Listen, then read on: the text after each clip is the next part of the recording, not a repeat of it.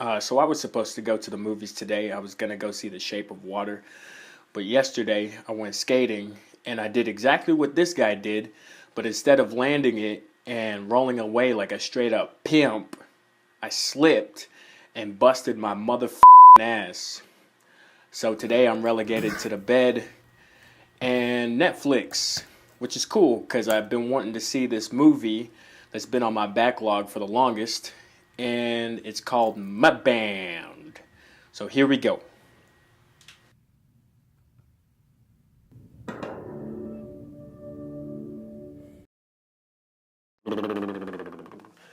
Mudbound. There's no better way to describe the setting of this film. From the first frame, you are in the dirt and grime with Jamie, played by Garrett Hedlund, and his brother Henry, played by Jason Clarke, as they gruelingly dig a grave for a relative that's just passed. And then it rains, and has just made all of that work for naught. That's the personality of this rural Mississippi. Unforgiving. Browns and yellows are burned into the land by the sun. When it's not raining, its sweltering heat makes agriculture even more difficult to produce than it already is. When it is raining, the house needs repairs and help from its already dilapidated state.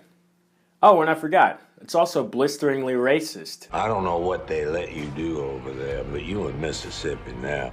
You use the back door. It's movies like this that constantly place me in the bittersweet acknowledgement of how far we've come from America's past and how far we've still got to go in the present. Dee Rees has done a really great job at making you feel like you are in 1940s Mississippi without pulling any punches. Because if history didn't pull any punches, why would she? Mudbound encapsulates the lives of two families, one black and one white, over the course of pre- and post-World War II. Henry McCallum, played by Jason Clarke, marries Laura, played by Carey Mulligan, and they move from Tennessee to a small farm with his father, played by Jonathan Banks, after being swindled out of a nice house in the suburbs.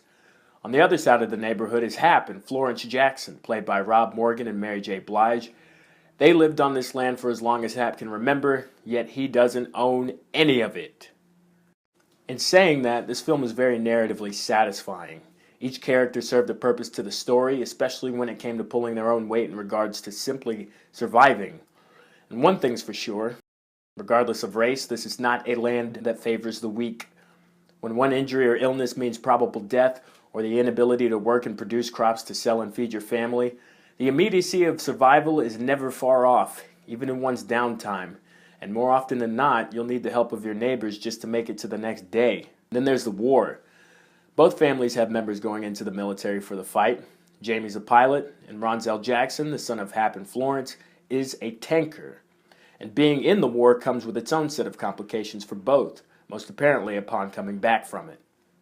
Because they've experienced this entirely disparate world where none of the social norms in America apply, only to come back and realize that despite everything they've been through, nothing's changed at home. This is of course more germane to Ronzel because he is black, and upon returning must revert back to suffering fools of the nation he fought and risked his life for. By the way, how ironic is it that one of the only places a black man could find solace was away from his own home in a country that was quite possibly more racist than America? Fucking funny. Ronzel and Jamie happen to run into each other by chance encounter, and because of their obvious connection to the military and the war, they develop a natural kinship. They say it stops eventually. You're so busy worrying about yourself and your farm, you can't even see your own wife is miserable. Just watch your mouth. It was important to have a big ensemble cast because that's what this kind of story requires. This entire cast was pretty f***ing great. Carey Mulligan was excellent as usual. Jason Clarke was great. Mary J. Blige gave a good performance for someone not usually known for doing movies.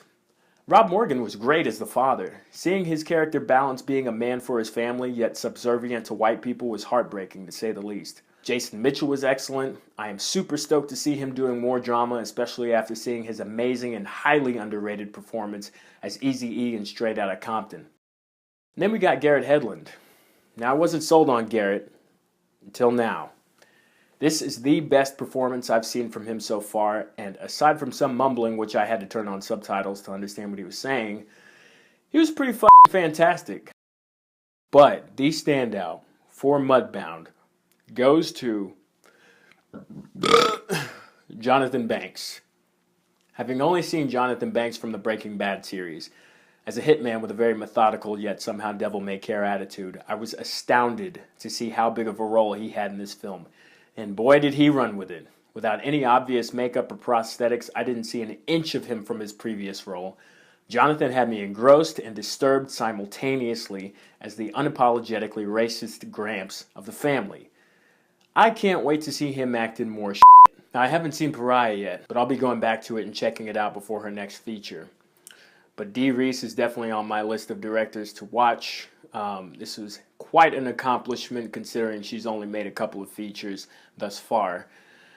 Great work all around. Please see this movie. It's on Netflix. You don't even have to get off your fat ass to watch it. Peace!